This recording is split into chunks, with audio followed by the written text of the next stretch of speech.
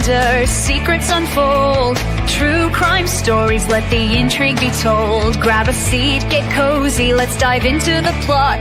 With Macjay by my side, there's so much to be sought. Mods from the stars, they light up the night. Chillin' with Van, everything feels just right. Welcome to the mystery, the thrill, the thrill we embrace. Solving cases together we'll trace. With Tabby and Maggie, the journey's begun. With laughter and stories, we'll shine like the sun. Sun. Oh.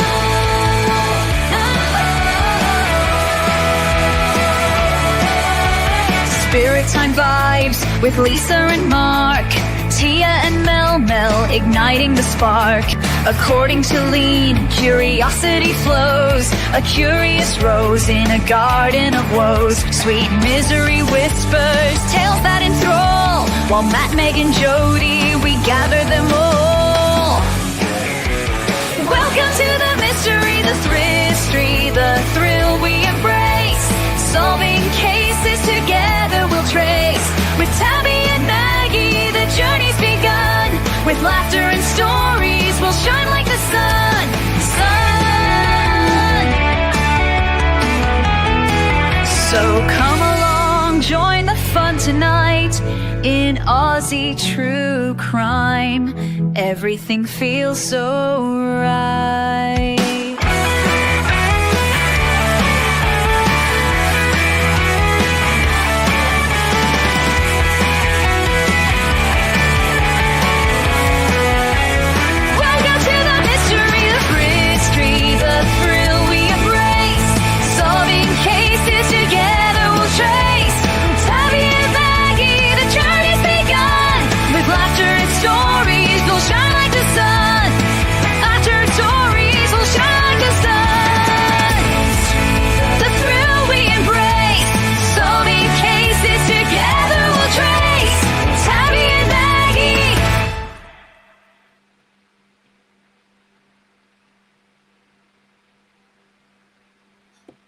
Hey everyone.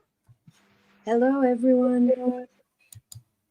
Here we got Matt, of course, a beautiful Macjay and Jody. Okay, we have a show for you tonight. We've had some movement in the case. I know it's not something you usually hear. Yes. It's not in William's case. So it's to do with the foster father. What's kind of good after everything that's been going on. But I'm going to pull it up because I want to show you whatever's happened.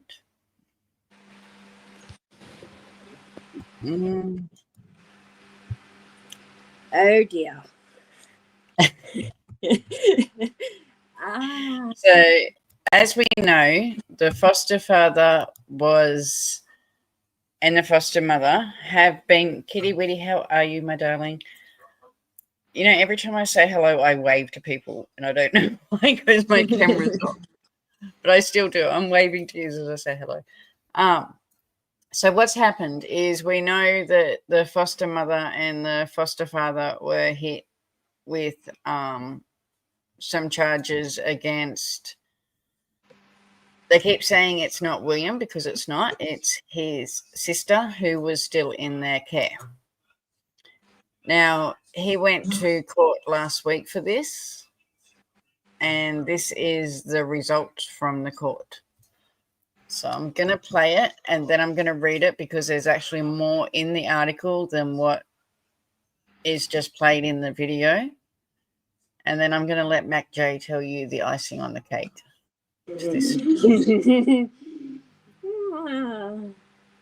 So here we go.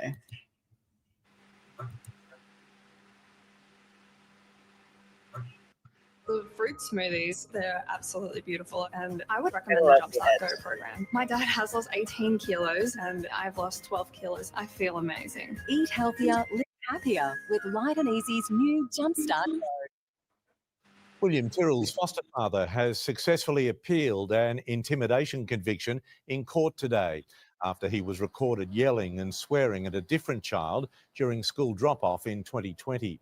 The man, who cannot be identified, was charged by police during their investigation into William's 2014 disappearance. But this afternoon, a judge found he never intended to cause the child mental harm.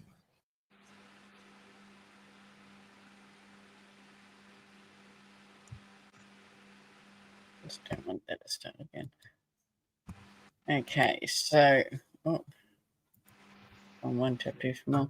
So it says William Terrell's a former foster father, had a conviction squashed after a judge ruled he didn't intend to cause fear or of harm when he screamed at a child on the way to school. The man, who cannot be identified for legal reasons, successfully challenged his conviction for intimidation over an incident involving the child, who was at the time 11 years old. During the argument that took place during school drop-off in November 2020, the man screamed and berated the child as they sobbed uncontrollably. Today at Sydney Downing Centre District Court, Judge Sean Grant threw out the conviction after finding the spat was a trivial disagreement between a child and a parent who was stressed and frustrated. With the child failing to give evidence in court about how they felt during the incident during the case's initial hearings, there was no proof that they felt fearful or physical or mental harm, the judge said. At the hearing, prosecutors relied on covert recordings that made detectives investigate William's disappearance, who had taped the couple's home and vehicles over the course of 14 months in 2020 and 2021. Police had made more than 1,000 hours of converted recordings in the couple's home and vehicles. William was 3 years old when he went missing while playing at his foster grandmother's home in Kendall on New South Wales mid-north coast on September 12th, 2014. So there they are there, of course, covering their faces. Yep. No one has ever been charged over his disappearance, although police have aired a theory that his foster mother disposed of his body after his initial death. The woman, who denies having anything to do with William's disappearance, is also appealing convictions of 2 counts of intimidation over separate incidents in which she threatened to slap the same child. In recordings, the man could be heard yelling from the car at the child to shut the front door and move, effing move. I'm done with this family. I'm out of this effing ridiculous, the man said as the youth was heard sobbing. Effing stupid little S. You do this every day. I mean, how is this a way to speak to a child? Oh, it's absolutely not. And to think, do you know what I mean, what she's already gone through, this is how they're treating her. The foster father's barrister. Oh, I'm going to leave that last little bit for you to. Okay. Well, can you see it, or Yeah. you want to read? Yeah, here? sure. Okay. Here's the kicker. The foster father's barrister, Philip English, indicated to the court that he would be applying to get his client's legal costs of defending the case paid by the state, i.e. the taxpayer.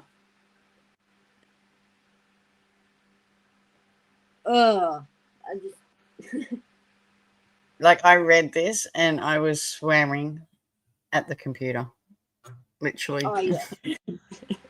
Even Spirit Time's been telling me all afternoon, just calm down. And it's like, I can't. I just can't even. All the money these people have, and they still want the tax-paying payers to pay for it. It's just, all I can do is like as soon as Ozzy told me, all I could do was drop the F-bomb. Hi, beautiful Jessie. How are you, my darling? I know. And the conversations, like, I don't even speak to my children. I wouldn't even speak to my children that way. I wouldn't even speak to my enemies that way. Do you know what I mean? His sister was 11 years old when this happened. So Like, that's how I'm speaking to an 11-year-old. And who calls an 11-year-old an SLUT? Mm-hmm. Disgusting. And, like, don't get me wrong. If you had to foster people, like children, to have kids, you would appreciate them so much more. And if you had gone through everything that air tags gone through by losing William, you would treat the other one with, I'd be wrapping her in bubble wrap, not talking to her like this. This just makes me so mad.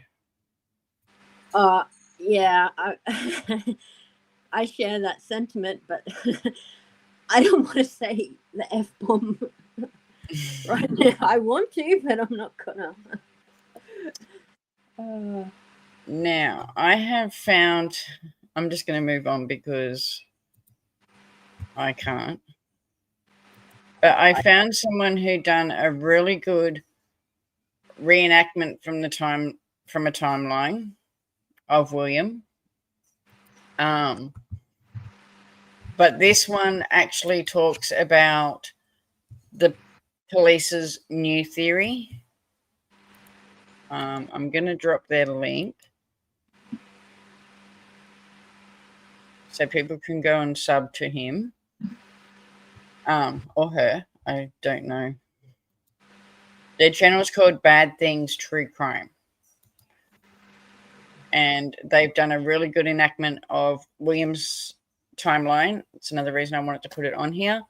But as I said, it's the law enforcement, or as we call them over here, police. It's their new theory on what happened to William. So I thought this is what they're fighting for in the inquest. And do you know what I mean? We've all heard the old one. Yes. So I thought this would be a good way to share it.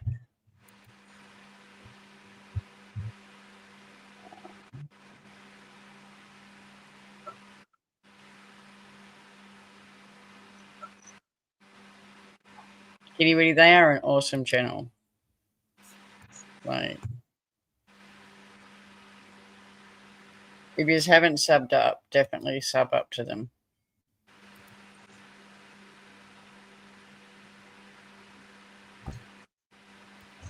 In 2014, 3-year-old William Tyrrell disappeared from his grandmother's home in Kendal, New South Wales, while playing in his Spider-Man suit. The incident triggered a widespread search across Australia, fueled by the belief that he might have been kidnapped. On the grim anniversary in 2016, $1 million reward was offered for his return. No strings attached. Despite the nationwide efforts, the mystery persists, leaving us with unanswered questions about the fate of the charming boy. Despite thorough searches during challenging times of fires and floods in Kendal, the question of what befell young William lingers. Detectives persist in keeping the case open, driven to uncover the boy's fate, but the mystery remains unsolved.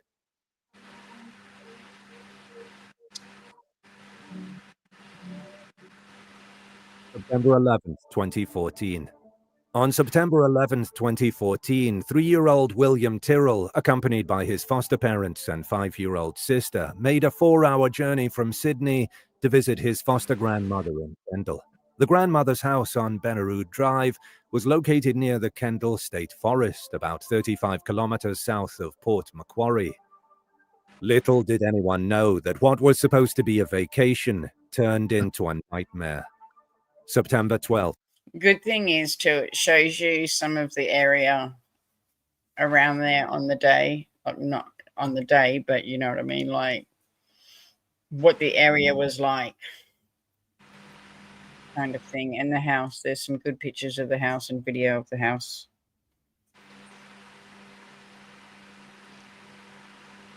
2014.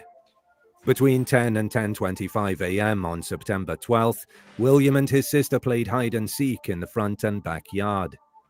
The foster mother and grandmother watched as William imitated a tiger's roar and ran towards the side of the home. After a few minutes of silence, his foster mother, worried, began searching the yard and house. His foster father, returning from business in Lakewood, joined the search.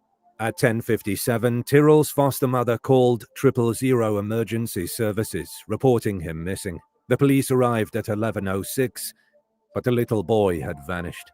Hundreds of police, emergency service members, community volunteers, and even specialized units like the Sex Crime Squad joined the search. Motorcycles and helicopters scoured the area, divers searched waterways, and detection dogs picked up William's scent only within the backyard boundaries.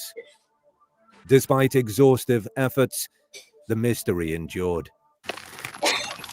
Police investigated two mysterious cars seen parked on the dead-end road on the morning of William's disappearance. A white station wagon and an older-style grey sedan with their driver's side windows down. These vehicles, noticed by William's foster mother, raised suspicions as they were unfamiliar in the friendly neighborhood. September 16, 2014.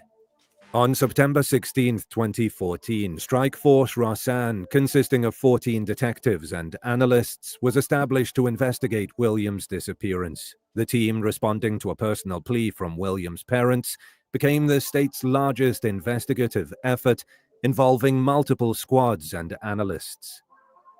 September 21, 2014. After an exhaustive 9-day search involving hundreds of volunteers and various emergency services, authorities concluded their search of neighboring homes, paddocks, bushland, and rivers. Despite the intensity of the search, William was nowhere to be found. January 20th, 2015. Kendall repairman Bill Spedding was identified as a person of interest in the case on January 20th, 2015. He was taken into a police car during a raid on his home and business. While later revealed to be wrongly targeted, at the time investigators showed that Spedding had visited William's foster grandmother's home 3 days before the disappearance. The case took a turn with this development, adding complexity to the already mysterious disappearance. April 16, 2015.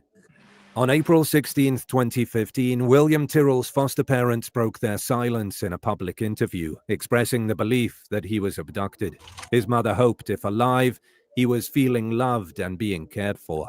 The emotional plea highlighted the family's desperate need for closure and the impact on William's sister, who faced growing up without knowing her brother's fate. April 17, 2015. The investigation took a dark turn on April 17, 2015, as police identified a pedophile ring near Kendall as a key line of inquiry in William's disappearance. Detective Superintendent Michael Willing announced vigorous pursuit of this lead. The revelation added complexity to the case, introducing the disturbing possibility of criminal involvement. September 12, 2016. On the second anniversary of William's disappearance, September 12, 2016, the NSW government announced a historic $1 million reward. Unlike typical rewards, recovery of Tyrrell was added as a condition. This became the largest reward ever offered for a missing person in NSW's history. The case garnered global attention, with over 2,800 calls to Crime Stoppers and involvement from 26 countries, emphasizing its significance. However, nothing came up. August 24, 2017. On August 24, 2017, a significant revelation emerged as William was identified as a foster child due to a landmark ruling by the New South Wales Supreme Court. The disclosure, previously restricted by state laws, resulted from legal efforts by a Facebook group, shedding light on the complex circumstances surrounding William's life. Justice Brereton acknowledged the tragic probability of William's likely death. June 12, 2018. June 12, 2018 marked a crucial development as police announced a large-scale forensic search in the bushland around Kendal. Lasting 3 to 4 weeks, the operation involved over 700 persons of interest and the discovery of over 4,000 pieces of evidence. The intensified effort signified a renewed determination to uncover the truth about William's disappearance. Yet again, no trace of William. March 25, 2019. A significant step occurred on March 25, 2019, with the commencement of a coronial inquest into William's disappearance. Overseen by Deputy State Coroner Harriet Graham, the inquest aimed to determine whether William wandered off or was taken. The proceedings involved questioning both biological and foster parents, keeping in view William's family situation and events leading up to his disappearance. August 7, 2019. The second tranche of inquest hearings began on August 7, 2019. The coroner ordered an urgent probe into the final image taken on the day William vanished. Metadata suggested the picture may have been taken 118 minutes earlier than originally thought. The delay in the inquest raised questions, with the next round of hearings scheduled for March 2020.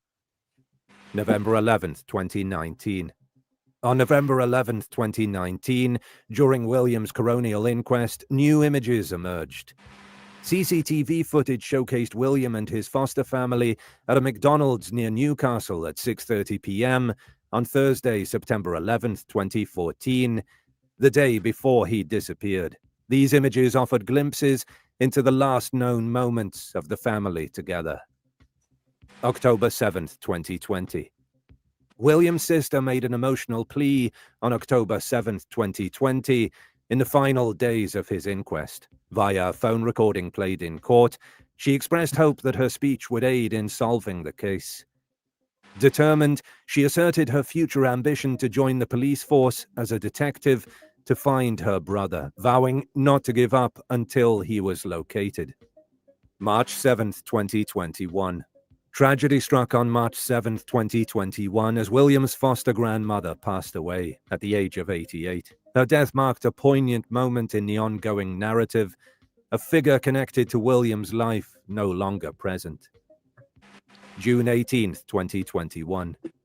Originally set for June 18, 2021, the release of findings from William's coronial inquest faced a delay, extending the suspense surrounding the case. June 26, 2021. On June 26, 2021, which would have been William's 10th birthday, NSW police made a statement reaffirming their dedication to the case. Detective Superintendent Doherty emphasized ongoing efforts, stating, "Detectives are reviewing all evidence obtained since William's disappearance. The milestone marked another year without answers for the family, heightening the urgency of the investigation." November 15, 2021. On November 15, 2021, Detective Chief Superintendent Darren Bennett announced a new lead in William's disappearance, expressing the likelihood of searching for his remains. Police initiated an operation focusing on 3 specific locations in the Kendal area. The search aimed to provide closure to the case, acknowledging the grim possibility that William might no longer be alive. November 16th to 17th, 2021. A new theory unfolded on November 16th, 2021, revealing a new suspect whose identity remained undisclosed for legal reasons. Investigators were seen digging beneath William's foster grandmother's balcony, analyzing soil for potential evidence. The investigation extended to the removal of plants and flowers from the garden bed. Investigators seized the car that once belonged to William's foster grandmother, who had passed away in March 2021. The silver Mazda hatchback, now owned by unrelated individuals in Sydney's Sutherland Shire, underwent forensic examinations to determine if it played a role in moving William's body after his demise. But again, nothing was found. April 2022. In April 2022, Tyrrell's foster mother faced charges of providing false information to a NSW Crime Commission hearing regarding William's disappearance. The legal proceedings concluded with her acquittal in November 2022. June 27, 2023. On June 27, 2023, police recommended charges against Tyrrell's foster mother for perverting the course of justice and interfering with a corpse. The belief was that she may have concealed William's accidental death and disposed of his body. Despite extensive search efforts and forensic testing, as of June 2023, police remained uncertain about the events leading to William Tyrrell's disappearance, leaving the case buried in mystery. Suspects and theories. Following William Tyrrell's disappearance, over 1,000 sightings were reported, contributing to the complexity of the investigation. A notable incident involved a photo from Queensland where a young boy resembling Tyrrell was pictured with a man. However, within 24 hours, police confirmed it wasn't him. Another false lead emerged when passengers and flight crew members on a New Zealand-bound flight believed they spotted Tyrrell. Police promptly met the aircraft, only to find out it was a mistake. A couple of suspects are worth mentioning. Bill Spedding. In early 2015, Bill Spedding became a focal point, wrongly identified as a prime suspect. NSW police failed to verify his innocence, leading to Spedding facing serious sexual offense charges from the late 1980s. Despite these allegations being baseless, Spedding endured a public arrest, 2 months in prison, and intense media scrutiny.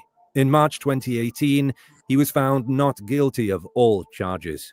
In 2019, Spedding sued NSW police for malicious prosecution, claiming charges were used to pressure him and divert attention from the Tyrrell investigation. Derek Nichols. Derek Nichols, aged 90, faced allegations of inappropriate behavior towards a 23-year-old autistic man on the NSW North Coast. Despite pleading not guilty and awaiting trial, Nichols spent over 14 months in custody. Once residing near Tyrrell's foster grandmother's home, Nichols was initially considered a suspect, but is no longer of interest in the cold case. Police's pursuit of Nichols reflects the challenges in managing potential leads and the subsequent impact on individuals' lives. Theory 1. Some investigators entertain the theory that William Tyrrell might have met a tragic end by falling from a second-story balcony at his foster home. This idea gained traction 7 years after his disappearance when officers revisited the property. The officers were seen digging up the garden bed beneath the balcony, which had never been searched in the 7 years since William's disappearance. Cadaver dogs were brought in to assist in the search. Simultaneously, heavy-duty equipment was used to clear dense bushland about 1 kilometer from the home, as Detective Chief Superintendent Darren Bennett had mentioned the likelihood of finding William's remains. The search concentrated on finding evidence supporting the theory that William had a fatal accident and his foster mother might know the whereabouts of his remains. Theory 2. Gary Jubelin, the former lead investigator in William Tyrrell's case, presented his thoughts on what might have happened during a Sydney Crime Writers Festival. Jubelin, who left the police force amid allegations of misconduct, expressed his beliefs that he had an idea of who might have taken William, but wasn't entirely certain. He emphasized respecting the ongoing inquest process and coroner's proceedings. This theory coincided with the naming of a new person of interest, Frank Abbott, expected to testify in the inquest. But again, there were no links found. Theory 3. Initially proposed during the unfinished inquest a few years ago, this theory outlined an abduction scenario with a dark fairy tale twist. The suggestion was that William disappeared from his foster grandmother's property while playing in the yard. The foster mother's account of the events leading up to his disappearance, including the timeline of the final photo, faced challenges from detectives. The police began considering the possibility that William might have succumbed to a fatal accident, such as falling from the veranda, and his foster mother might have something to do with this. Charges were filed against William's foster mother for perverting the course of justice and interfering with a corpse. These charges stem from suspicions of a deadly accident at the Kendall home and subsequent disposal of William's body. Notably, the foster mother was charged with providing false information to the New South Wales Crime Commission. Despite the legal proceedings, William's body has not been found, leaving the mystery unresolved. Over time, people have come up with different theories about what might have happened to William Tyrrell. Despite these theories, the real truth is still unknown. This leaves us thinking, what most likely happened? The most logical scenario revolves around the possibility of a tragic accident. Given the uncertainties surrounding the timeline and the inconsistencies in witness accounts, it seems plausible that William might have had an unfortunate mishap, perhaps falling from the veranda. This aligns with the recent focus on searching the garden bed and nearby bushland for his remains. The most likely chain of events involves William's foster parents waking up early, engaging in morning activities, and the foster father leaving the house for a brief period. During this time, William, dressed in his Spider-Man suit, may have ventured to play on the veranda. The foster mother, occupied with various tasks, could have been unaware of his activities. An accidental fall from the veranda could have occurred, leading to a head injury that ultimately proved fatal. The most logical scenario suggests that in a panicked state, realizing the severity of the situation, the foster parents, overwhelmed by fear and desperation, may have taken steps to conceal the accident. This could involve the foster mother disposing of William's body, potentially explaining the delayed reporting of his disappearance and the subsequent inconsistencies in the initial accounts.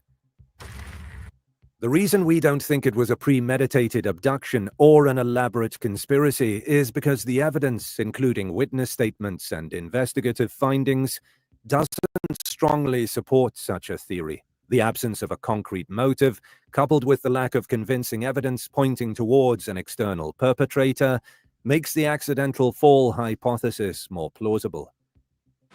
While we may never have a definitive answer, the theory of a tragic accident followed by attempts to conceal the incident emerges as the most realistic and straightforward explanation for William Tyrrell's mysterious disappearance. We can only hope that the ongoing investigations will eventually lead to the uncovering of the truth behind William Tyrrell's disappearance. The families and the community deserve closure, and the resolution of this haunting mystery would bring solace to all those affected by this tragic event. What do you think might have happened to William Tyrrell? Leave your comments below. If you love our content and want to support the channel, feel free to check our web shop where you can find exclusive true crime merch brought to you by Bad. Isn't letting me stop it then. So please sub up to that channel because he does have awesome content. But I do got to say, I have seen a lot of timelines done on William. Do you know what I mean? This is a case that, as we know, I've personally searched for 10 years. That one there is the best one I've seen. Like, he covered everything. He got everything. Okay.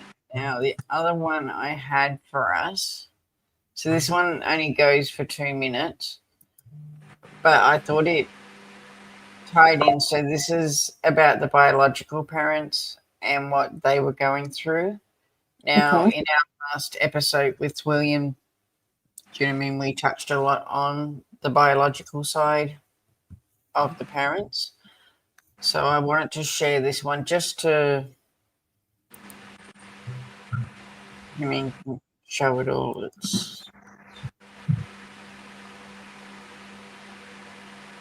So it's called The Biological Mother Lashes Out, but it's not really her lashing out. This is, I think it's just tells her how she was feeling. But it's from news.com.au.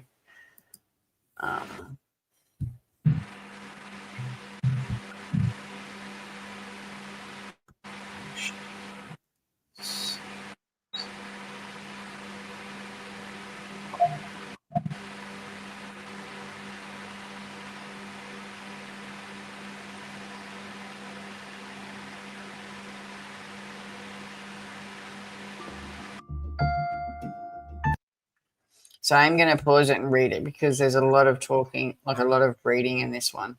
So William Terrell's biological mother lashes out at his foster parents 7 years after her son disappeared. So even in that, we've got to think 7 years before she said something. Would we have waited 7 years? Yeah, but you don't know. She was, I don't know, she could have been intimidated. Still, I take my hat off that she waited 7 years. Oh, yeah.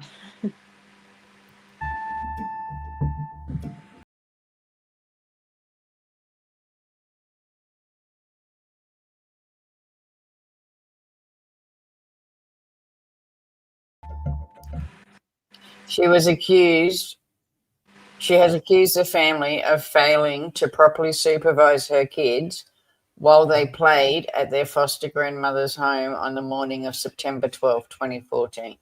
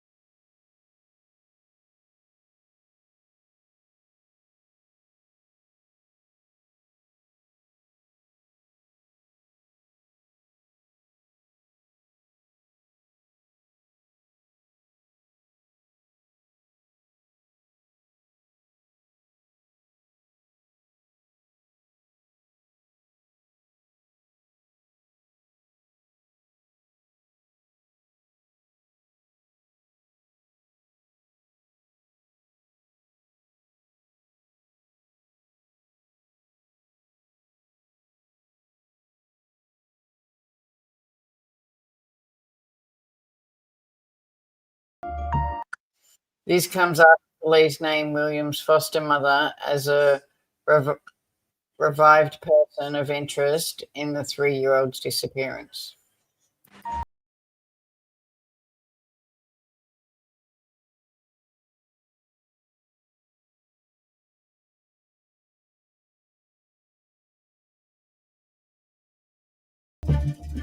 The 56-year-old Sydney woman had been caring for William from March 2012 until he disappeared in 2014.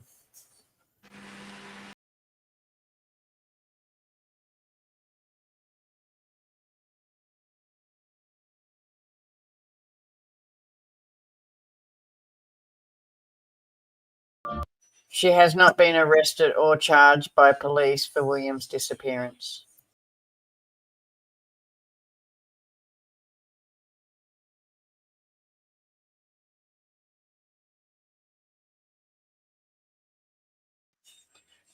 The foster parents were charged with common assault of a child who was not William on November 17.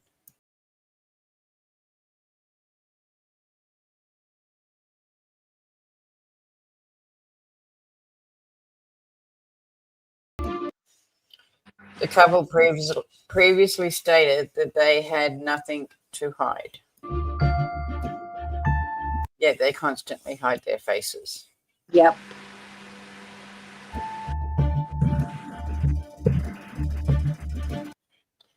Despite the revived search for William, his biological grandmother had concealed that she has lost all hope of the mystery being solved.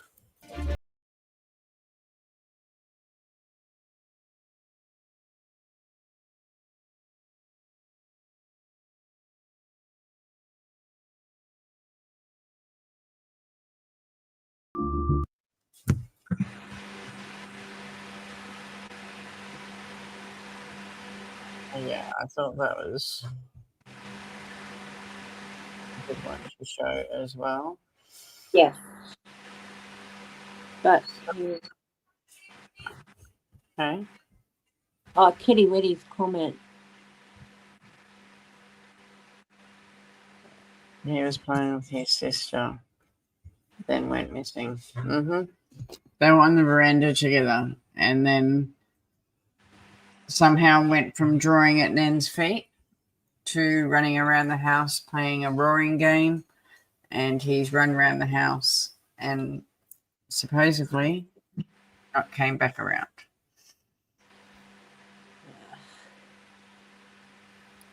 And another one in the list of children that just vanish. Yep.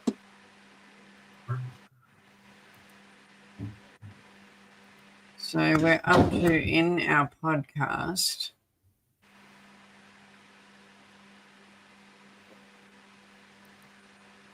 we're up to episode 4.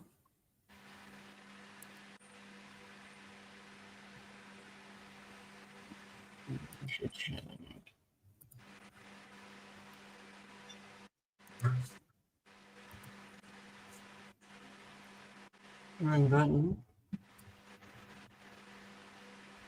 So this one is, does the police theory make sense?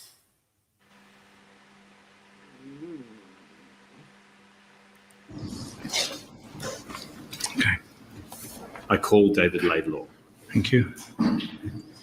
David Laidlaw is the detective leading the investigation into William Tyrrell's disappearance. Would you take an oath or an affirmation? Certainly.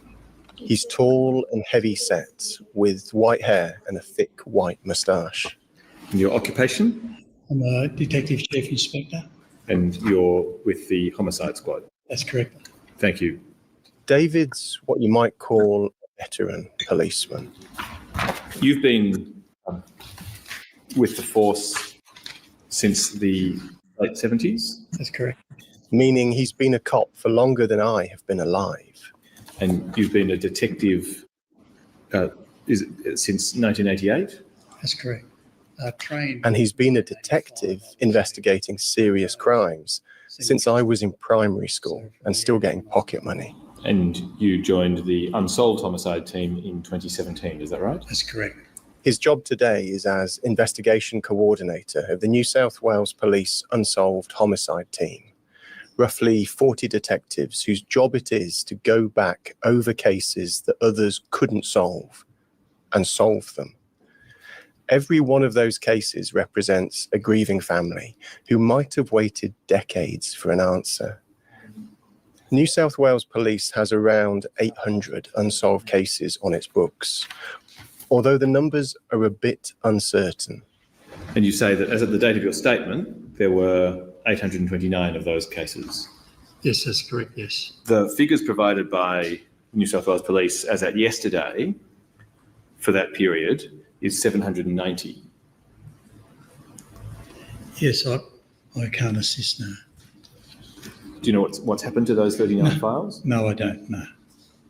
He should know. That's why David's being questioned by this special commission of inquiry held last year to investigate the police response to specific hate crimes, because it's his job to oversee the review of those unsolved cases. The way it works is another cop takes a first look at the file, called a triage. They then report to David, who decides if the case will be formally reviewed. Only then can it be reinvestigated. And all of this can take weeks or months or years. 213 have not yet been triaged. No, with that figure, it should be 125. I see. So the 200... That's 125 possible unsolved murders the Unsolved Homicide team have never looked at. Some of those cases may be decades old. They could be, yes. The Unsolved Homicide team was established back in 2004, but the triage is just the first stage of their work. Now, according to these figures, there are 291 cases where it appears at least that no review has been completed. That's correct. 125 cases plus 291 cases equals quite a backlog. That's hundreds of possible murders, grieving families. David says it's a resource issue. You have to understand the resource implications. We don't have enough people to do them, and enough people, I mean by people who are qualified. At this point, the head of the inquiry interrupts him. And if more resource has been... Just want to say a big good night to beautiful Rose Petal. Thank you for coming in. And I'm just apologising for my grandson. We are teething at the moment, so the little cries that we're hearing, Mummy is up there trying to keep him asleep. But we can't help it. Yeah, he is teething. So I'm sorry.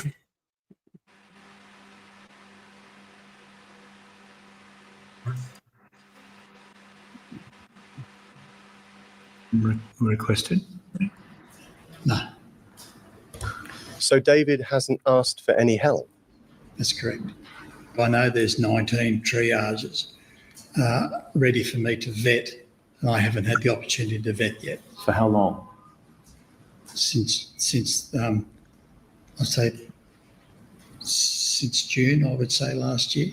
So that those 19 where somebody has completed a review and sent it to you to assess, they've been sitting on your desk for over 12 months. That's correct, yes. When do you expect to get to them? I don't know. Just to stress, that's 19 families waiting maybe decades for an answer to what happened, not knowing the file detailing their loved one's possible murder has been triaged by a detective, then sat unopened on David's desk for the past year. And have you drawn this to the commissioners? That's pretty scary, those numbers, you know. Oh, yeah. Cases that just aren't getting looked at. Like, do you mean if you're put in the unimportant pile, it's just not. Not good. Attention that you need more resources one way or the other? No, I haven't, sir. Why not? If the work is that important, or does it not require urgent attention?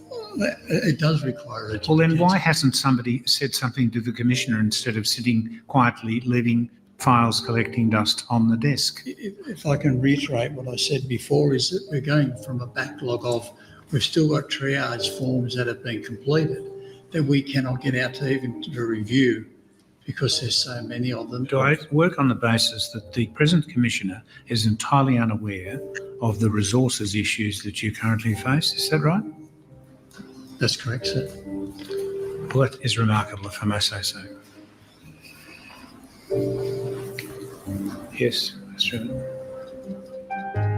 The inquiry's final report said it is difficult to see how these resource issues could provide a justification for Detective Chief Inspector Laidlaw to fail to perform his own function in relation to these 19 cases. David said part of the reason was he was busy investigating the disappearance of William Tyrrell. He's still investigating William's disappearance.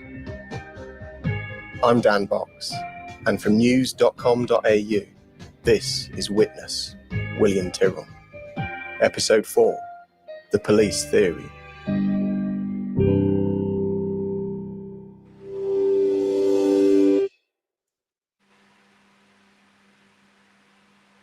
Those 19 files David Laidlaw's not had time to open, and the 19 grieving families they represent, I can't help but see them as part of the fallout from the investigation into William's disappearance. And there are others, like William's biological family, where his grandmother says she lost her son over the past 10 years when they haven't had any answers, and she lost herself as well. David is still working to solve the case, though, and the police have now set their sights on William's foster mother. Where are we? This is the house where William went missing. So Nina, who's the producer on this podcast, and I have come to the house where William was reported missing to try walking through the police's theory of what happened to him. So this is what the police now think happened to William. Yeah. And we've pieced this together from the cross-examination of their new suspects in the New South Wales Crime Commission and the cross-examination of one of the detectives investigating William's disappearance in court. In court, that detective confirmed that this is one of their theories, and he said the police believe they know where William's body was disposed of, and that he's formed the view that William's foster mother knows where William Tyrrell is. The house where William was reported missing is a big 2-storey building at the top of a dead-end road called Benaroon Drive. The neighbours' houses are all set back from the road, and each house is surrounded by a wide garden. It looks like a nice place to live. Blue sky, green grass, the quiet. But behind the houses on either side is forest. The last known photograph of William Tyrrell. Hi, beautiful Lenny. How are you, my darling?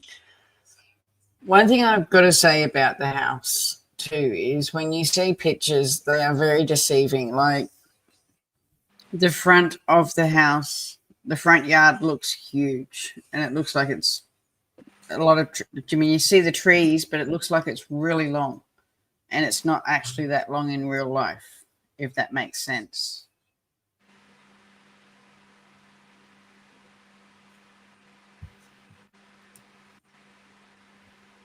Was taken at 9:37 on the morning he went missing, and he's wearing his Spider-Man suit on this veranda of the house.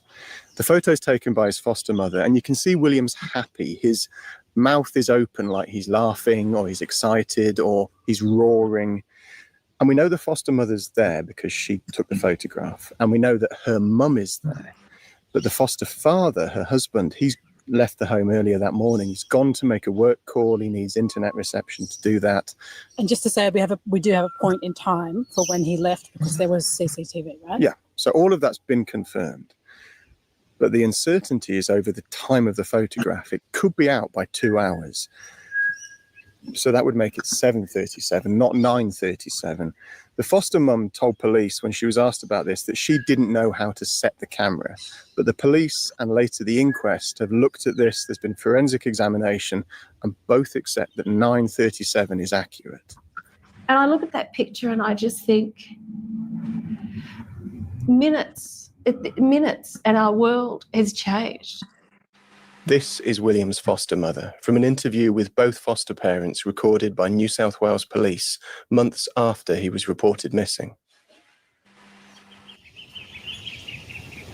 So, 9:37, let's start the timer now. After the photograph's taken, the foster mother tells police that William Tyrrell did more drawing on the veranda, and she remembers playing with dice with him. She was teaching the kids how to count. And William's sister came over and she wanted to join in, and William withdrew. So that's all his foster mum's account. She's told police that William then got bored and he tried different activities, including a game that they called Daddy Tiger. So William was roaring at the grown-ups. But the foster mother tells police that at some point, William Tyrrell jumped down off the deck on his own.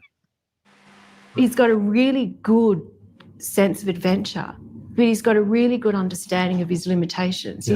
He's not a wanderer, not a child to run away, always had us in earshot or eyesight.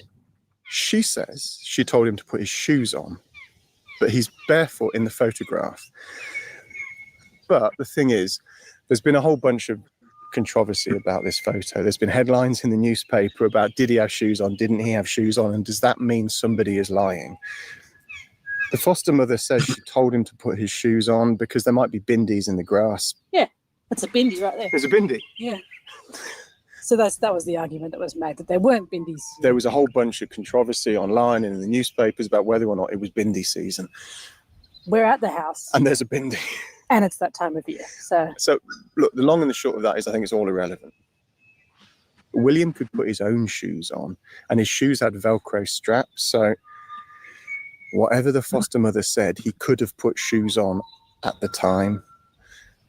William is said by his foster mother to have jumped down off this veranda and run off around the corner of the house. He's running up and roaring and running away. And she says she asked William, can you see Daddy's car? Because his foster father was due to come back at any moment. He's not a kid that would just run into something and he would stop and think. He would consider what he would do before he would do anything else. Smart little boy. Yeah. And he'd stay within distance, knowing how far away he was from us. And the foster mum remembers that her tea was hot. and she remembers drinking some of it. And she remembers hearing William roar. And then she told police, I hear nothing. I can't hear him. Why can't I hear him? And I walked around. It was just 2 meters, 3 meters away from where we were sitting. And I've just walked out and I just see nothing. And she goes around the corner of the house. I don't know if she's on the veranda or if she's on the garden next to it. But she's moved around the corner of the house so she can see down the slope from the back of the property. And I'm yelling out, William, where are you? You need to talk to Mummy. Tell me where you are. I can't see you. I can't hear you. Where are you? And she says she remembers standing there just staring into space thinking, why can't I hear him? Why can't I see him? Why can't I see the red through the bushes down there? So the red is the Spider-Man suit that we know he was wearing because it was in that photograph. And she says she goes back to her mum and she says, he's not here. William's not here. Now, this is where we start to lose the timing. She tells the police that the gap between the photograph being taken of William and her going to look for William was maybe 5-10 minutes. But she's questioned on this at different times by the police and she's inconsistent on exactly how long it was. And at one point, the police actually ask her, they say sometimes 5 minutes doesn't always feel like 5 minutes, which is fair. And she accepts that. So let's say 5 minutes for playing the dice, for William getting bored, for running off and back, for playing Daddy Tiger, being told, can you see Daddy's car? And the foster mother realizing she can't hear him. So the minimum estimate that she gives. So 5 minutes. If the photo was at 9:37, it's now 9:42. And on our timer, we've been 6 and a bit minutes. But the police theory is that William went round the other side of the house and fell off the veranda here.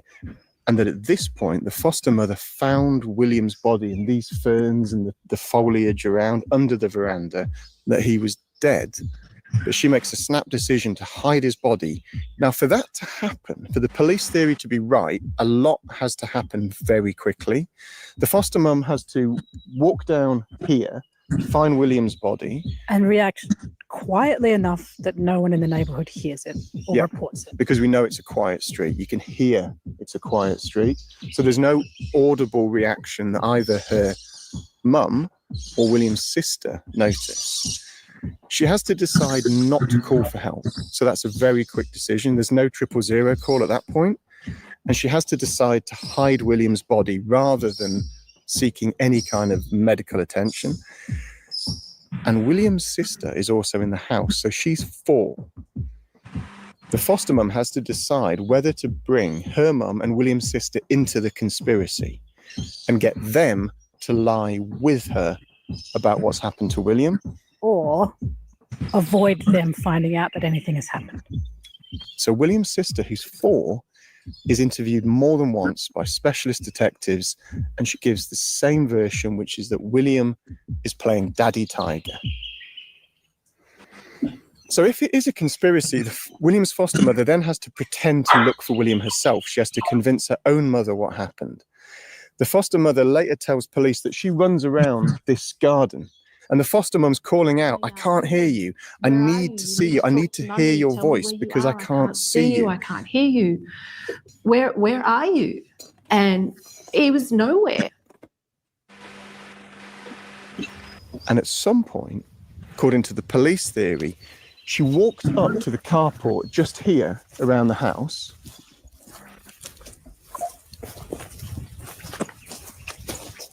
And when she got there, she loaded William's body into her mum's grey Mazda 3, according to the police. So far we are about 11 minutes since the time when William is last known to be alive.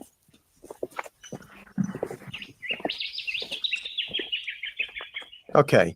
William's foster mother has always denied any involvement in his disappearance. So at this point, it's worth stepping back and asking, who are the police coming up with this theory? William's disappearance is currently being investigated by detectives from the New South Wales Police Unsolved Homicide Team. It's part of the bigger homicide squad, and it exists to go back to those old cases that weren't solved the first time, to see if anything was missed, if any mistakes were made, or if new technology, particularly DNA, could lead to a breakthrough. And these are serious cases, possible murders. So the detectives working for Unsolved are expected to be good. But their work is not perfect. In 2013, the year before William went missing, New South Wales Police discovered evidence relating to 22 unsolved homicide cases sitting in a basement. No one seemed to know it was there.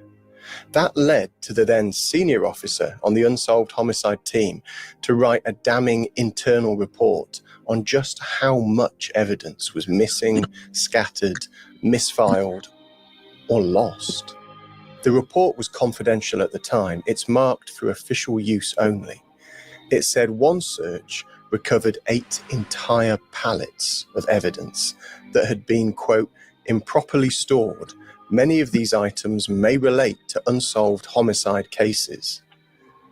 Many of these poorly secured items included homicide victims' clothing, post-mortem and crime scene specimen swabs, meaning detectives today didn't know what was missing, and DNA analysis had not been carried out.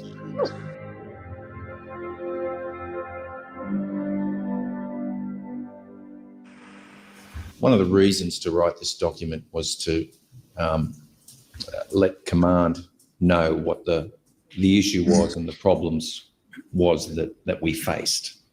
This is the former officer who wrote that report, giving evidence at the same inquiry you heard at the start of the episode. All of the investigators in the office were aware of the problems regarding retention and proper exhibit handling procedures. That officer didn't get to see if those problems were ever fixed. He ended up leaving the police for medical reasons shortly after submitting his report. The current boss of the New South Wales Police Homicide Squad told the inquiry those problems still existed when he took over in 2019. Yes, but we're talking about certain cases. We're not talking about every case, but yes, it was known. Detective Superintendent Daniel Doherty is a stout, stolid, grey-bearded policeman. He looks like a safe pair of hands.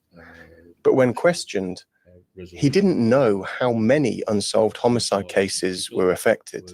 And was it well known that these problems may have existed in relation to a large number of unsolved homicides? I wouldn't say a large number. Was it well known that these problems arose in a number of cases and nobody knew how many cases the problems arose in? I think that now with the work of the Unsolved Homicide Team, there'd be a small number of cases. What's the basis on which you tell the Commissioner that the number of cases that suffer from this problem is a small number rather than an unknown number? Well, it is an unknown number. So there's an unknown number of cases where the Unsolved Homicide Team don't know what evidence they're missing. And that was still the case last year. That's 10 years after that discovery of evidence relating to those 22 unsolved homicides in a police basement that first brought this issue to light. Are you aware of those problems having been addressed?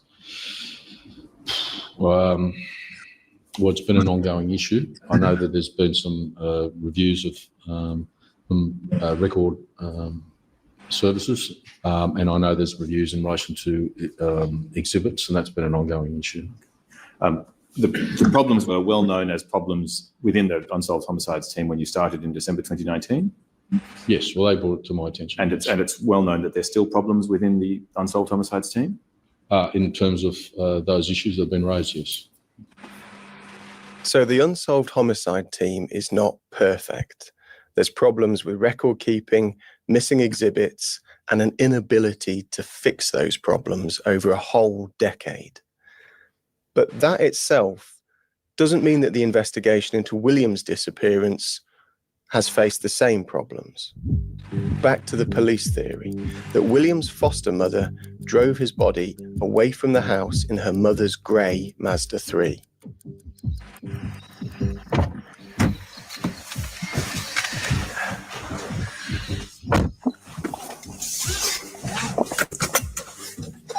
She describes driving very slowly. Yeah, William's foster mother doesn't mention this drive in her initial statement to police on the day that William goes missing, but she does describe it in a video walkthrough of what happened the police recorded with her about 6 days later. And there's been different reports about whether this drive was made before William's foster father came home or after. But if you look at William's foster father's witness statements, he doesn't mention the drive. So you've got to think it's more likely that the foster mum makes this drive before he gets home. So she drives down here. She describes with her head out the window. She's looking out the window. She's calling for William. And yeah, so she's driven down and she turns right here.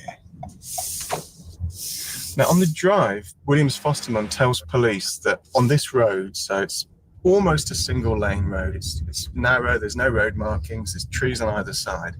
She describes this semi-trailer coming down really fast. And I pulled, he thought I pulled over because he acknowledged me by saying thanks for pulling over, but I pulled over because I've just got my head out the window looking for William. Yeah, she said she wasn't pulled over, she was just driving. Just driving so slowly. No, doing this drive, it does make sense to me that this is how you might look. Yeah. You're covering a lot of ground.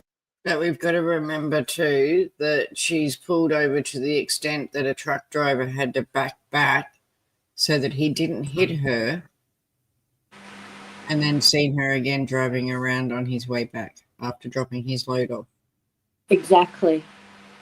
Do you know if that truck driver was actually in the inquest? Yes, he was the last one to give evidence before the chick said she didn't want to hear anymore. Ah. She heard his and that was it.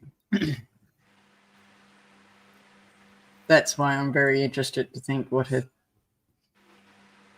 you know what I mean? If she's going to be like everyone else and just kiss certain people's feet, or... Exactly. Stand up for the real victim. What's this gorgeous little boy on the screen? Yes, William. And his family. Do you know what I mean? They've gone through absolute hell for the last 10 years. And even tonight we've heard that his grandmother, his real grandmother, doesn't believe that she's going to get an answer. And that's sad. That is really sad. You know, like, the family deserves answers for this. Like, and, like, the public deserves answers for this. Like the Australian public does, I think. Yeah, we do, and we all want it, but yeah, it's just as a grandmother myself, I couldn't imagine something happening to one of my grandkids. And I mean, it could be any of us. This could happen to any of us. I know we're protective, but it still could happen to any of us, and I couldn't imagine anything happening and then 10 years down the track still not knowing. It would kill me. Oh yeah, she must be like haunted by it, you know. And then you've got her mother, you've got the father. I mean, the father's lost it. He doesn't even... He's not here with us most of the time, so... And that was because of William's disappearance. His biological mother's a lot better now because she's got her younger children and now has the older daughter back. So, do you know what I mean? She's got the kids and is doing a lot better, but I'm sure the pain's still there every day. Oh yeah, it's you know, they deserve answers so they can like get closure, you know. Mm-hmm. Yeah. Oh, around here. And you can imagine that if you are looking for a kid, you've got thick bush on either side of the road. You're desperately looking for, you know, that red or that blue of the Spider-Man suit. You're shouting his name as you go.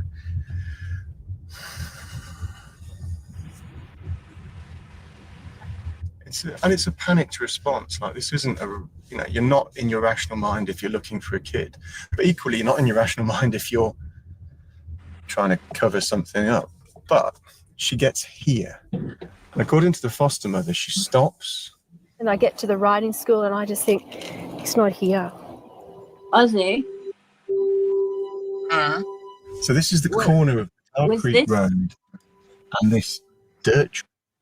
was this episode like aired before the information came out about her lying to the court? No, after. Okay. This is only about 2 months old. Oh, wow.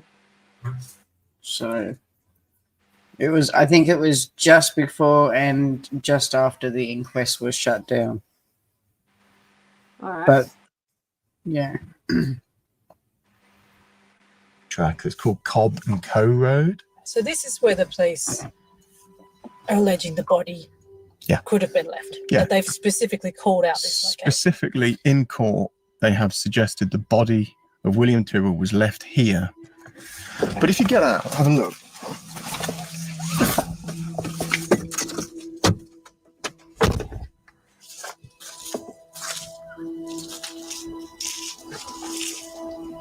Very open. It is very open, isn't it? So just testing the police theory, if you were trying to hide a body, when you get here, there's the old riding school. So there's several buildings, maybe 100 meters away, overlooking where we are now. There's another house there on the other side of the road, a second house there, and a third one there, all within eyeshot. When if you hadn't turned right at the bottom of Benaroon Drive and you'd turned left, or if you'd continued down this road another few hundred meters, you'd just be in forest on either side. There would be no houses looking at you. So this spot here is probably the worst place to try and hide anything if you wanted to commit a criminal act.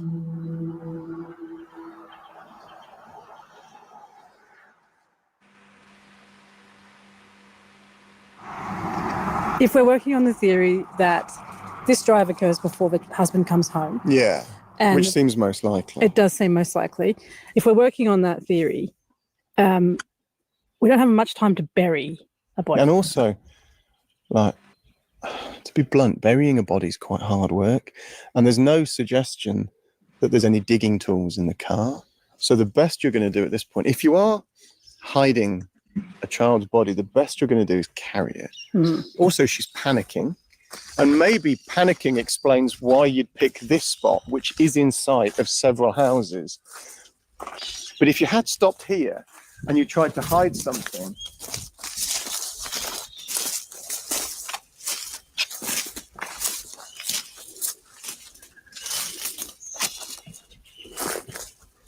you could walk, what's that, 50 meters and leave the body behind one of these piles of leaves and sticks, but it's not going to be very well hidden. So if you wanted to hide it properly, and I know this is mawkish, but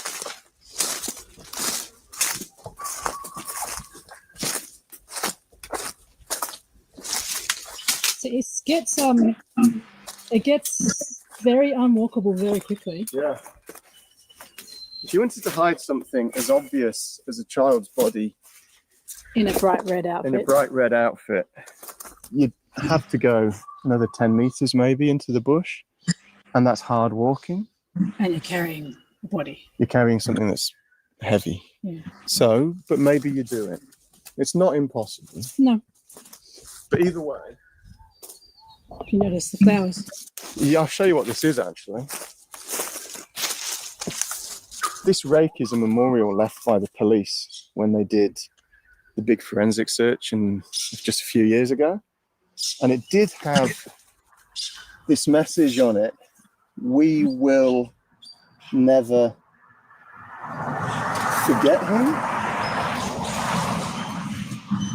It's hard to read now, and there's a date, but it's a memorial left by police who, when they came down here, did search this area. They ripped the bush apart, they dug up tons of soil. They were using tools like this to just scrape through everything. And if they found anything, they've never made it public.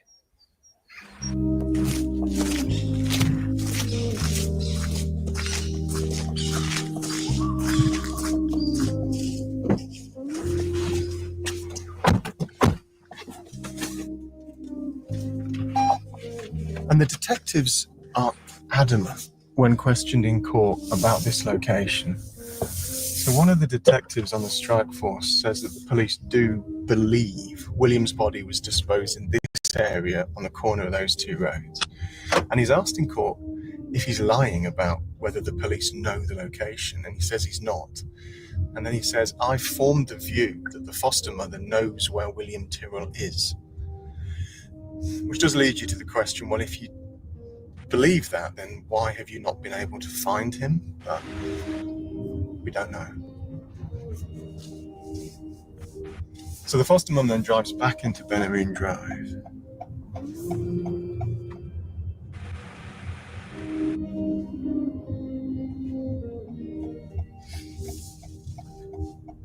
Okay. So she says she drives up here. She says she tells police, she brings the car back up and she just runs out and she looks for him again and she's running around. So how long have we been? We've been 26 minutes. So if William was last seen at 9:37, that's about 10 o'clock now. Yeah, but you're discounting the. Did I hear that right? Did he just say that she said she got out and ran around?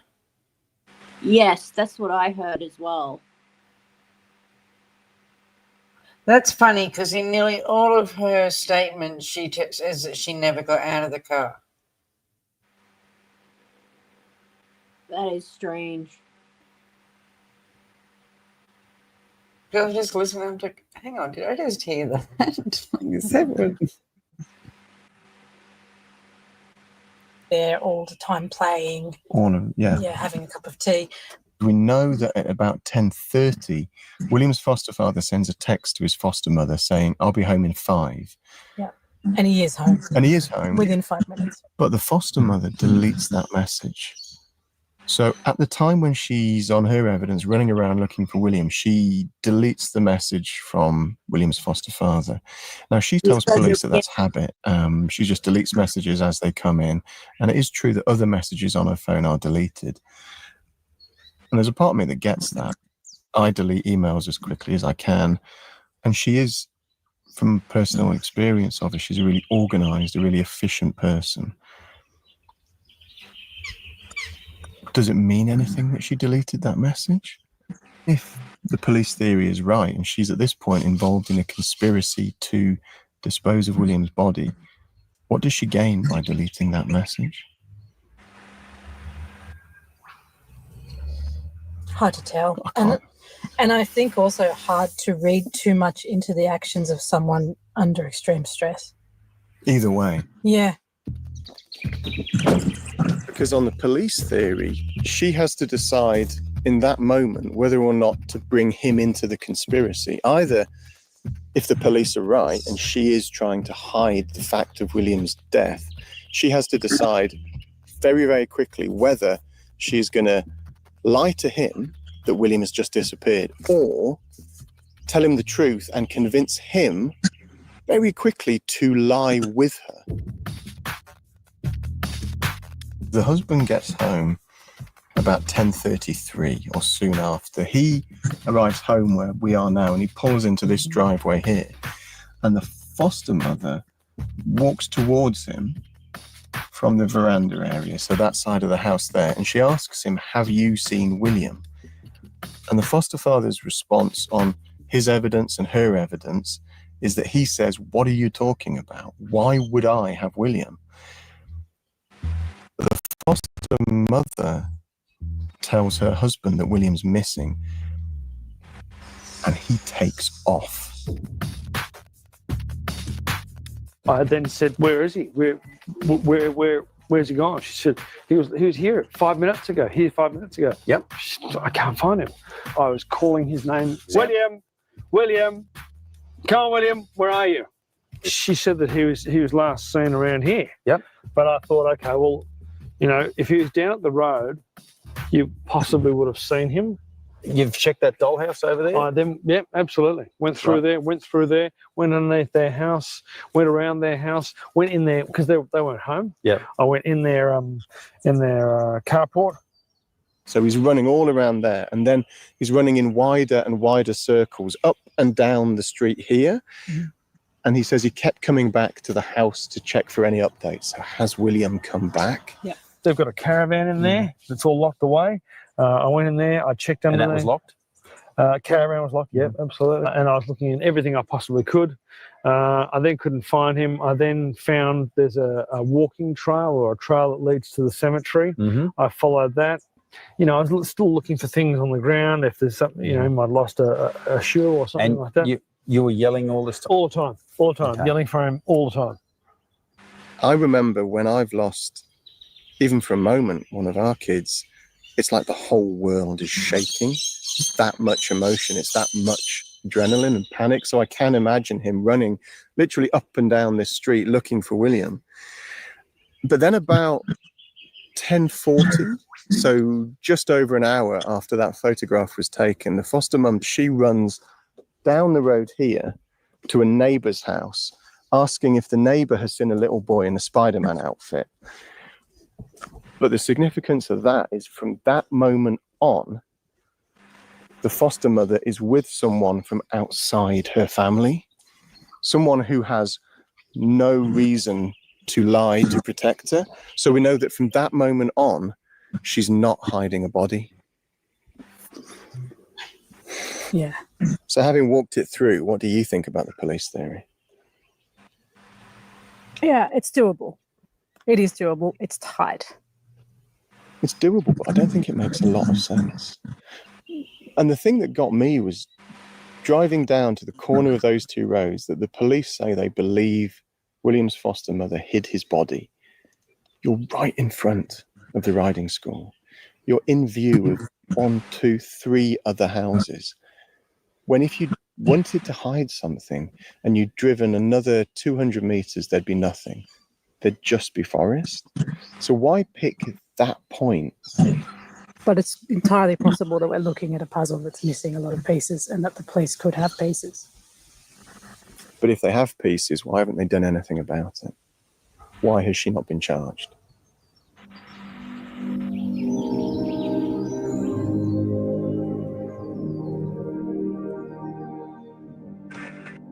The one person who does know what other puzzle pieces the police hold is the man leading the investigation, Detective Chief Inspector David Laidlaw.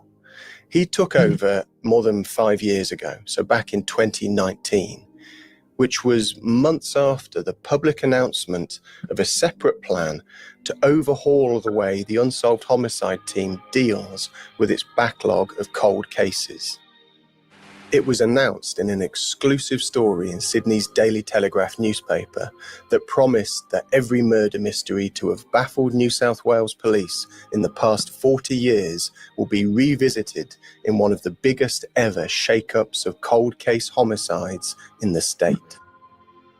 The paper said that cases that could be solved would be prioritised. And another internal police report, also marked for official use only, said the officer in charge of the process would be David Laidlaw. There was a time frame given of 3 months for the review to be undertaken. However, we identified that some matters had been out there for 3 years. And in the last 5 years since the 2018 system was introduced, there are still 125 that have not been triaged and 291 that have not been reviewed. And that number of cases that have been neither triaged nor reviewed, They may include cases from the 70s and 80s. They could do, yes. And at the moment, is this the case? The review committee receives 5 to 10 reviews every 3 to 6 months. Approximately, yes. So that's fewer than 20 in a year, is that right? Yes. So of the 442 undetected cases, it'll take 22 years to review all of them on that average. Yeah, yes, it could do. When you joined the Unsolved Homicide team in 2017, were you already aware of difficulties in locating exhibits that were appreciated within that team? Yes. Was that notorious within the Unsolved Homicide team? It's a rather strong word, notorious. I would say it was known. Well known? Yes. Therefore, the reconciliation plan was to get all exhibits for forensic analysis to be back into one place, which is the Metropolitan Exhibit and Property Centre.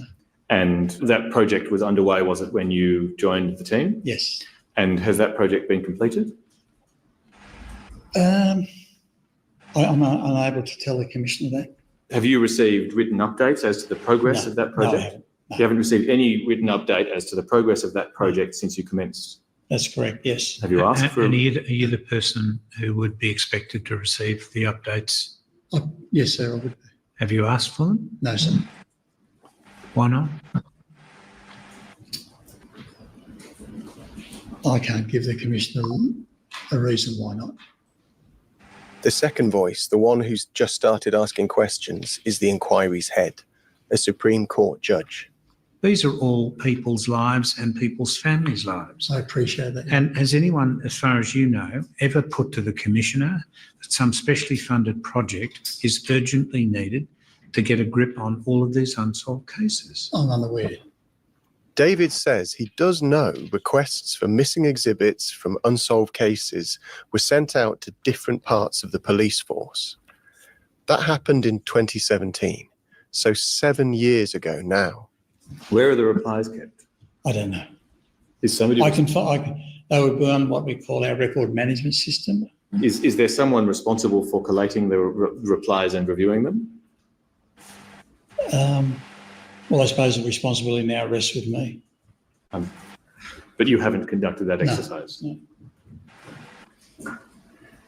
Have you taken any steps towards reviewing the responses that have been received? No, I haven't. No. The physical exhibits are, of course, critically important to unsolved homicides. Of course they are, yes. Thank you, Commissioner. Thank you. All right. I'll adjourn till 10. Thank you. To be honest, I struggle to get my head around what David's saying. Unsolved homicides are real people, real grieving families.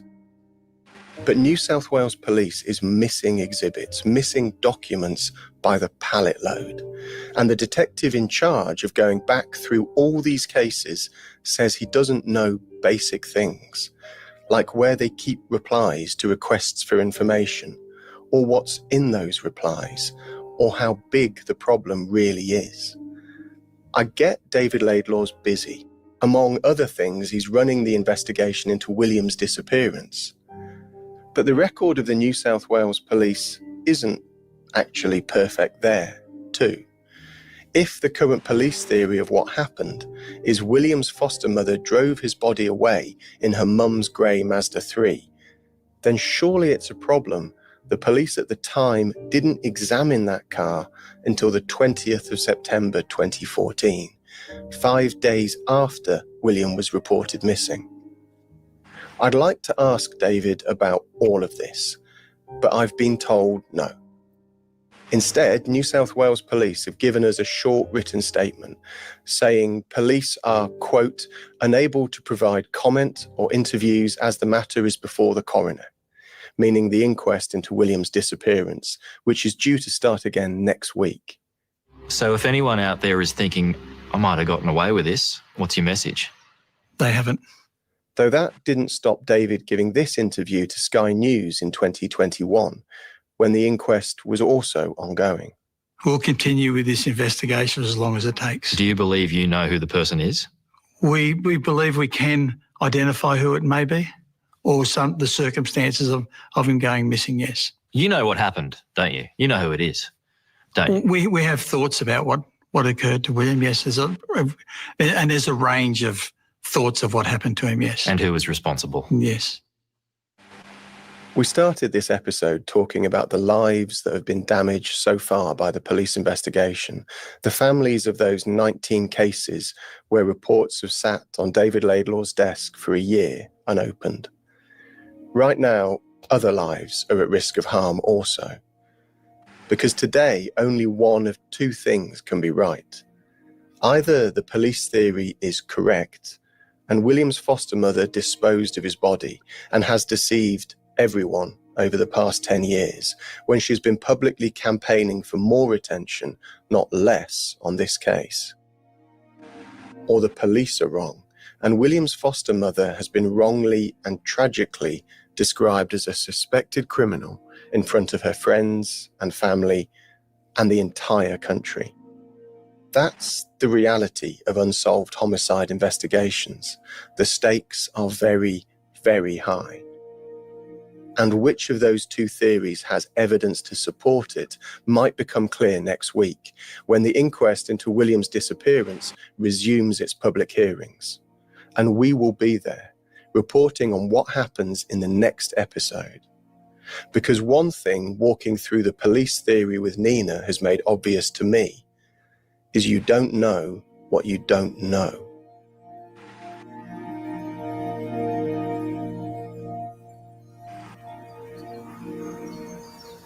What do you feel about the foster parents now?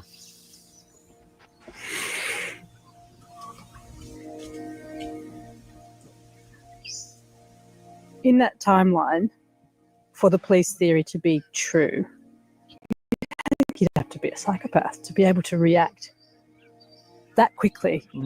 Because at the very least, you are seeing a child's body, deciding not to seek help, picking that child's body up, hiding it, and then driving away to hide it further with the intention almost certainly of coming back to move it again because it wasn't found. Breaking down, sobbing in front of other people. Including the people who know you best, your mum, your husband, William's sister.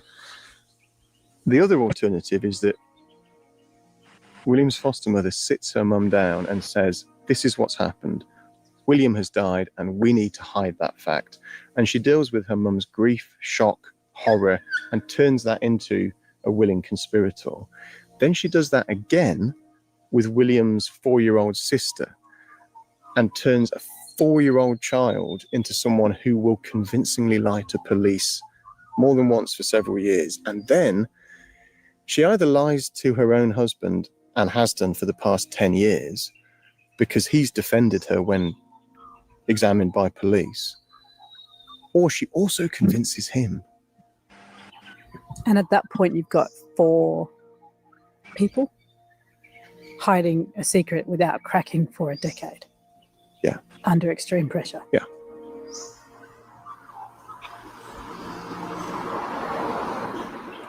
But you know what hearing this car's made me think?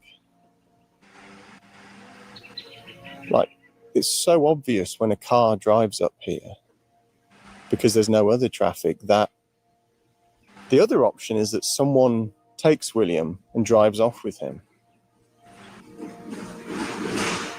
And listening to that, would somebody not have heard?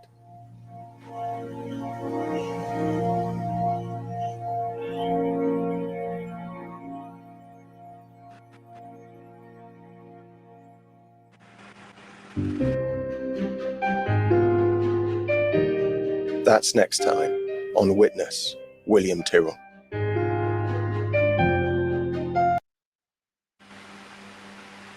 Now, one thing I do got to say, and as I said, this was released about 2 months ago, is finding out when they actually filmed that part of it. Yep. Because when did the new highway go in from Byron Bay to Sydney? I know there's a new highway there now. Do you know what I mean? You buy through all the small towns. Because when we came up here, like when we moved up here, it was all different. And I only moved Do you mean we were down there for about 10 years? So it was sometime in the last 10 years. You don't even go through Kendall anymore. I mean, do you know what I mean? Or that new highway has gone in. Yep. So he's talking about noise that's heard. So is that on the new highway? Or did they film this before the new highway? Yeah, I want to know that too. Because they definitely didn't release it straight away if that's the case. Because that new highway's been there. Like, I'm saying new because it's new to me, but it's been there a lot longer than just... Like, it wasn't built last week. That's what I'm trying to say. Like, but yeah. So that's all we have for William tonight. I do want to touch on something that me and Macjay have been looking into. This here is Amy Winsley, and we're talking about looking into her case. This is her and her two beautiful children.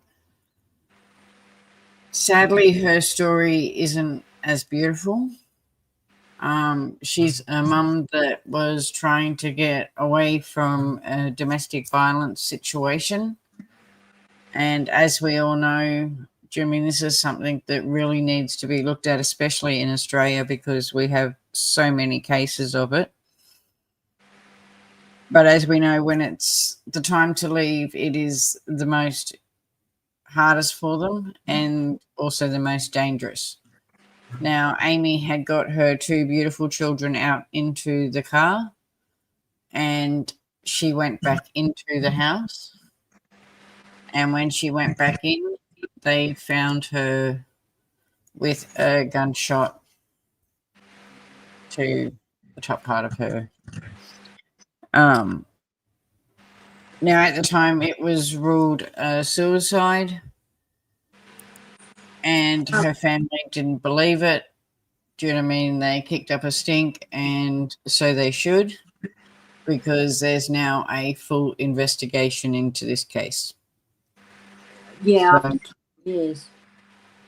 yeah, and it should be. Do you know what I mean? By what I've seen so far, and we've only been looking at it for a couple of days. So it's something we're going to be working on and bringing out, but do keep an eye out for it because it's something I'm very excited about. And it's definitely something that needs to be talked about. Yeah. Yeah. I've looked at it and watched one of the things, but I'm sorry, how could any sane person say that was a self-unaliving? Well, she was only 24 years old. It was here in Perth, Kitty Witty.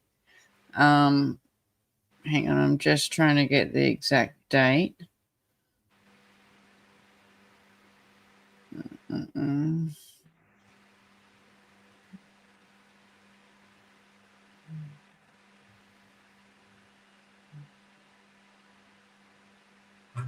It was the 26th of June, 2014, and she was 24 years old. And it was in Perth, so... But yeah, so it's something we're going to look into. There's a lot of information out there about it, so there's a lot for us to go through at the moment. And yeah, something we're excited. Okay. Oh, I was just going to say there is a lot, and there's also a lot of backtracking stuff to look at from 2014. Yeah. Yeah. We're excited about something we're going to start putting together. It won't interfere with, obviously, our Wednesday for William. That's something that we're going to continue. We'll continue with Sebastian. We're just going to fit it somewhere else. Somewhere else. But yeah. And I also know something exciting's happening. I don't know, a lot of you might have heard of the Beaumont children. We've got the dig going on right now as well for them. It's the final dig they can do. So last time when they done the dig where they think they are. There's a lot of evidence to say that they're in this. It was a car park at the time, and they want to build on it. And last time they wanted to build on it, they stopped them, and they went and got the approval for a dig to dig there, and then realised that they were in the wrong spot and weren't going deep enough. Because over the time, obviously, do you know what I mean? Dirt goes on top and gets higher and higher. So they weren't actually digging down far enough to cover for the years of dirt that would have been on top. So basically they want to rebuild on there now, and this is our final chance to dig. They do have the right spot this time. They've had machinery go over it, and apparently they do know how much to dig this time. So fingers crossed we might actually get some answers on the Beaumont children. Oh, that would be great. And that's happening now, so we'll keep everyone updated on what's happening, because I am keeping a very close eye on it. And yeah, if we come on quickly, we know that we've got something. It is something I'm watching and keeping a very close eye on. So other than that, I think we'll leave it at that tonight. Thank you everyone who has popped in. I know a couple of people have popped out. I do got to say to our American friends that come in, we don't expect it. We know that we're going very early in your hours. We do love seeing you in here, but we do understand that it's the middle of the night for you as well. Yeah. And a big thank you, because I know it's going to happen, to our replay crew. You are awesome. I know Macjay and I get so excited when we wake up in the morning and check to see that the replay crew's done their thing. Don't forget to like. We love seeing the likes. Comment. We would love to hear your thoughts on what we're doing. Even if it's bad, even if there's something you think that we're doing wrong, we want to hear it. We want to hear all of it. And yeah, I think, is there anything else you want to say? Yeah, no, only that there's some really interesting stuff in the case you just mentioned. Amy's, yeah. Yeah, Amy's. So that'll be very interesting to share that one. It's something I really want to deep dive in. The fact that they've reopened the case after all this time, it's only been reopened 3 months ago, is just huge. So, do you know what I mean? There's also more to come. It's something I definitely want to get us behind. And yes. And as I said, it's something that needs to be talked about. Domestic violence, I know it's all over the world, but especially in Australia, it's not spoke about enough. It's not talked about enough. And it really is. It continues to happen. I mean, these cases continue to happen. So, all right, my darlings, well, I'm going to love yous and leave yous, because I have TAFE again tomorrow and I have to get some sleep. I got a teething grandson, so I'm not expecting that to happen much, but wish me luck. Yep. Yep. With that, we'll see you all Friday night. Yep. See you guys. Bye, everyone. Bye. Every true crime on the rise. Investigate the scene, uncover the lies. From Melbourne to Sydney, all the way to Perth. No case too tough, we'll dig into the dirt. We'll crack the code, find the truth, bring justice to the table. No excuse, Australian legends in the game, bringing light to darkness, no shame. Just got a super child, let's celebrate. Raise a glass for all the cases we've solved in the past. With eyes wide open, we'll never rest. Aussie true crime, we're the best.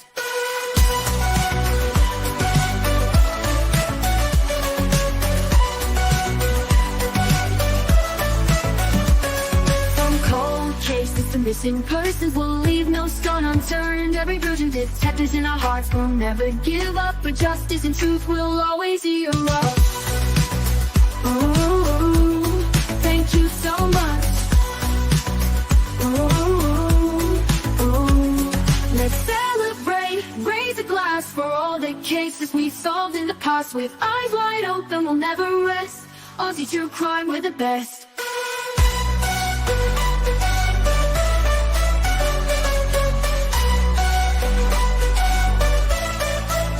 Thank you so much. Let's celebrate, raise a glass for all the cases we've solved in the past. With eyes wide open, we'll never rest. Aussie true crime, we're the best.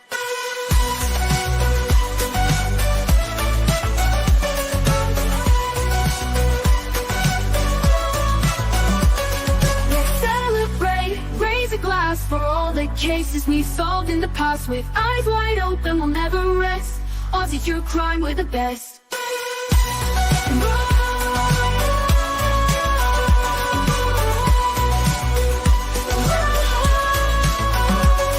Let's celebrate, raise a glass for all the cases we solved in the past. With eyes wide open, we'll never rest.